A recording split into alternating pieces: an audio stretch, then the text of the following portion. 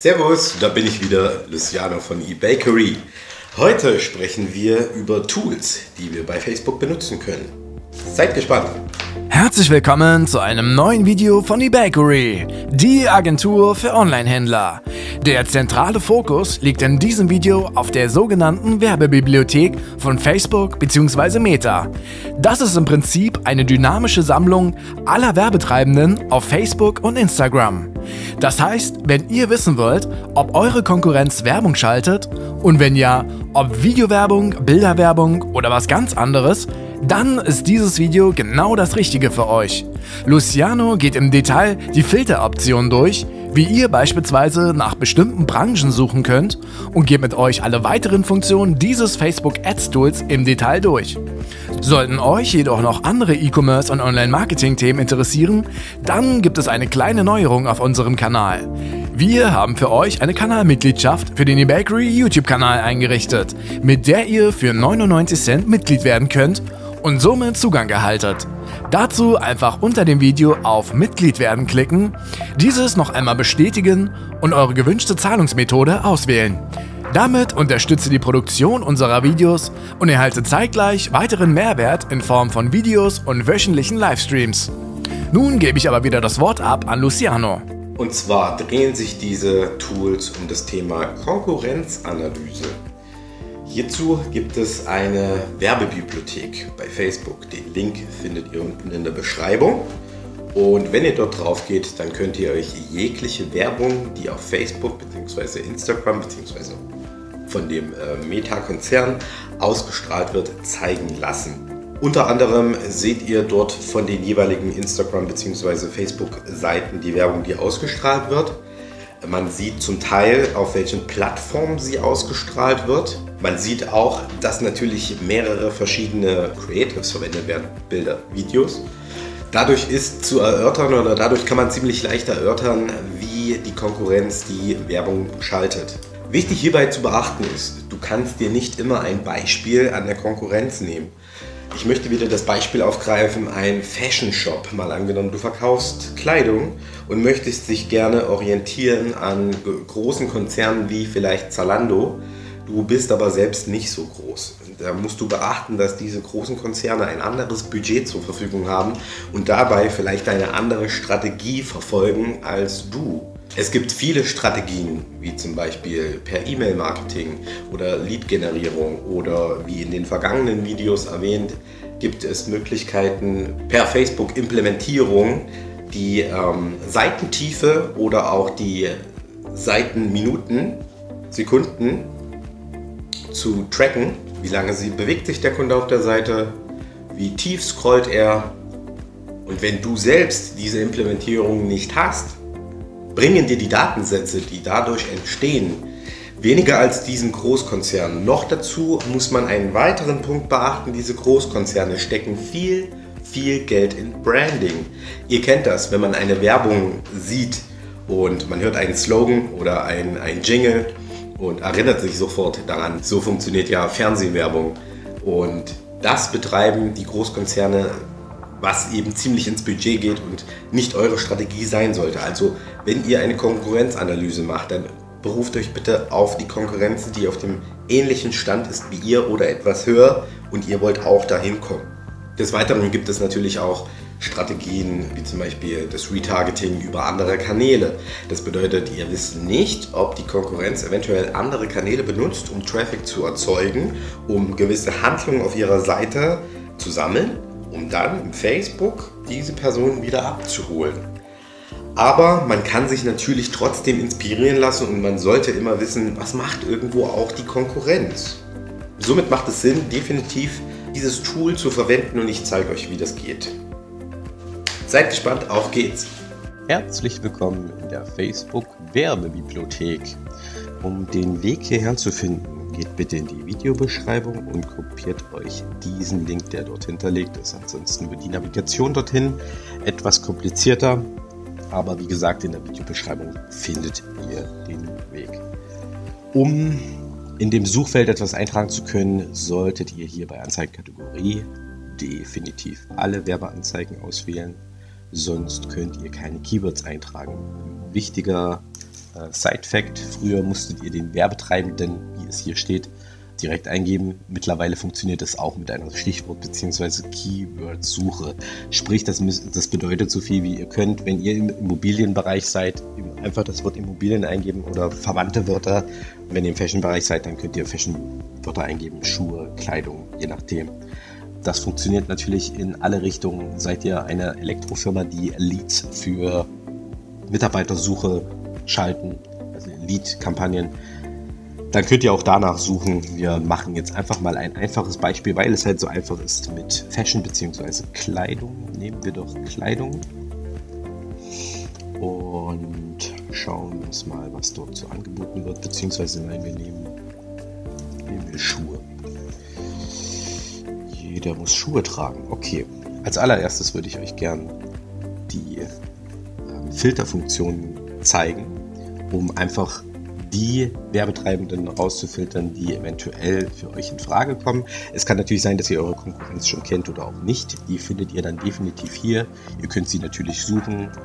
Zalando wird zum Beispiel nicht dabei sein, aber Nike, nein, Foot Locker, okay, dann sind die hier nicht dabei. Auf jeden Fall könnt ihr in dieser Spalte alle Werbetreibenden, die zum Keyword passen, zum Beispiel Tamaris, ja, das passt, hier finden. Die Plattformen könnt ihr natürlich filtern, denn wie ihr hier seht, sind unter Plattformen die Plattformen angegeben, auf denen diese Werbung ausgestrahlt wird. Das F steht natürlich für Facebook, die Fotokamera für Instagram und dieses dritte Zeichen ist das Audience Network. Es gibt noch den Messenger, genau hier ist er zu sehen, hier sind sogar alle 4.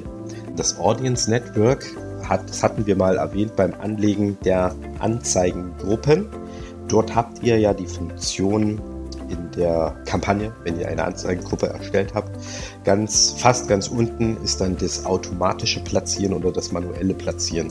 Dort, wo ich auch empfohlen habe, eventuell so Dinge wie die rechte Spalte in Facebook nicht zu wählen, denn voreingestellt ist immer das automatische Platzieren, damit Facebook alle Kanäle ausprobieren kann, aber gewisse Kanäle sind meiner Meinung nach einfach nicht so zielführend und ich zähle persönlich das Audience Network hinzu. Eine Ausnahme hierbei stellt dar, wenn du Branding betreibst, ein hohes Budget hast, wie zum Beispiel eben diese gewissen Gewerbetreibenden, die mit hohen Summen arbeiten können. Ich sage jetzt einfach mal Zalando und Nike, denen ist das egal. Die können Branding betreiben und schalten auch dort Werbung, wo es vielleicht nicht so rentabel ist. Aber Hauptsache, sie werden gesehen, weil es ihnen auch darum geht. Aber wenn du gestartet bist, dann möchtest du möglichst die Kanäle und die Platzierungen wählen, die zielführend sind, beziehungsweise musst du ja auch Datensätze bekommen. Okay, demnach weiter im Text. Die Filterfunktion ist dafür da, um Medienart, Plattformen, Werbetreibenden etc. oder auch die Zeiträume zu filtern. Ebenso könnt ihr auf den Werbeanzeigen direkt sehen, wo wird ausgestrahlt. Wenn ihr seht, dass ein und derselbe Werbetreibende schon gewisse Plattformen ausschließt, dann kann man natürlich davon ausgehen, dass es höchstwahrscheinlich keine Testphase mehr ist. Ihr könnt in den meisten Fällen, also hier ist es momentan gerade nicht der Fall, aber in den meisten Fällen ist ein und dieselbe Anzeige, ich glaube doch, hier haben wir das Beispiel, ein und dieselbe Anzeige, doch in verschiedenen Formaten. Also entweder unterscheidet sich das Creative oder die Copy. Daran kann man natürlich sehen, dass entweder ein Unternehmen gerade dabei ist, etwas zu testen. Gerade dann, wenn sehr viele Anzeigen online sind von einem Unternehmen mit eventuell nur kleinen abweichenden Dingen wie dem Creative oder eben der Copy. Dann weiß man, die sind noch in der Testphase. Hier steht zum Beispiel 2 Werbeanzeigen verwenden diese Anzeigengestaltung und diesen Text. Das bedeutet, ich bin sehr stark der Meinung, das wird noch ausprobiert. Deckt sich auch mit der Annahme, weil es gestern online geschaltet wurde. Die Facebook-Werbebibliothek macht sich eben allgemein sehr gut dafür, um zu sehen, welche Kanäle vielleicht die Konkurrenz benutzt. Allein zu wissen, ob Facebook oder Instagram eventuell für das Thema Schuhe oder je nachdem, was ihr für ein Angebot habt, sich besser eignet oder nicht, ist schon eine wertvolle Information. Anhand der Werbeanzeige, wenn ihr seht, dass eine Werbeanzeige zum Beispiel schon seit dem letzten Jahr läuft, dann ist das ein deutlicher Hinweis, dass es eine ziemlich ziemlich gute Anzeige ist, beziehungsweise der Content oder der Inhalt wahrscheinlich ziemlich gut läuft, dann müsst ihr für euch differenzieren, wie groß ist dieses Unternehmen. Also ihr kennt ja wahrscheinlich eure Konkurrenz. Wie groß ist diese Konkurrenz? Betreibt sie da einfach nur Branding oder könnte sie sich tatsächlich nicht leisten und diese Anzeige performt extrem gut? Also halten wir kurz fest und fassen zusammen. Ihr müsst differenzieren, eure Konkurrenz. Wie groß ist sie? Betreibt sie Branding oder nicht? Filterfunktion benutzen. Ihr könnt hier alles filtern nach Werbetreibenden, wo ihr übrigens auch die Frage beantwortet kommt, wer ist denn überhaupt meine Konkurrenz? Wenn wir jetzt zum Beispiel in das Thema Immobilien gehen. Und hier auf die Werbetreibenden habt ihr natürlich hier sehr viele Möglichkeiten, eine Konkurrenzanalyse zu betreiben. Wichtig hierbei zu verstehen, hier werden ein paar Sachen dabei sein, die jetzt vielleicht nicht unbedingt nach Immobilien klingen. Okay, überall wo Immobilien steht, wird es wahrscheinlich auch Immobilien sein. Aber hier, ja genau, Drohnenservice Pixelfly. Wie kommt es zustande, dass sowas unter Immobilien gelistet wird? Das liegt ganz einfach daran, dass beim Anlegen der Seite damals vielleicht ein ganz anderer Service dahinter stand und dann einfach nur Drohnen draus gemacht wurde. Oder beim Anlegen dieser Drohnenseite, Facebook-Seite, wurde unter Unternehmenszweck eingetragen, dass es sich um Immobilien handelt, weil derjenige vielleicht gern Immobilien mit seinen Drohnen fotografieren möchte, was auch Sinn ergibt. Aber somit läuft das dann unter dem Keyword Immobilien. Fakt ist, das ist erstmal ein super Tool, um eure ganze Konkurrenz kennenzulernen. Denn des Weiteren könnt ihr natürlich auch nach Medienart und nach inaktivem oder aktivem Status ordnen. Wie gesagt, die Dauer der Werbeanzeige ist auch extrem aussagekräftig darüber, wie gut die Werbeanzeige läuft.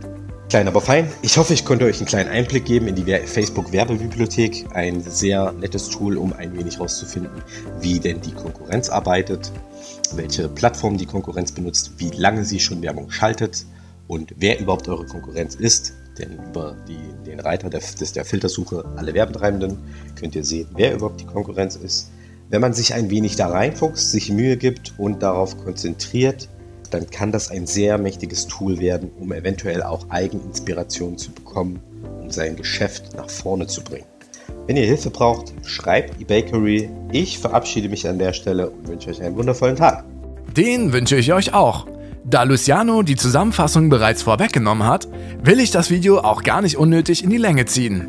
Sollte es dazu noch Fragen geben, hinterlasst uns diese in den Kommentaren. Ansonsten helfen wir von eBakery euch bei euren Paid Ads, ob Google, Facebook, Instagram oder andere Plattformen. Wir unterstützen euch gerne dabei. Alle Infos erhaltet ihr auf der Seite oben rechts, auf der ihr dann auch einen Termin vereinbaren könnt. Wir hören uns dann in der nächsten Folge wieder. Macht es gut, euer eBakery Team.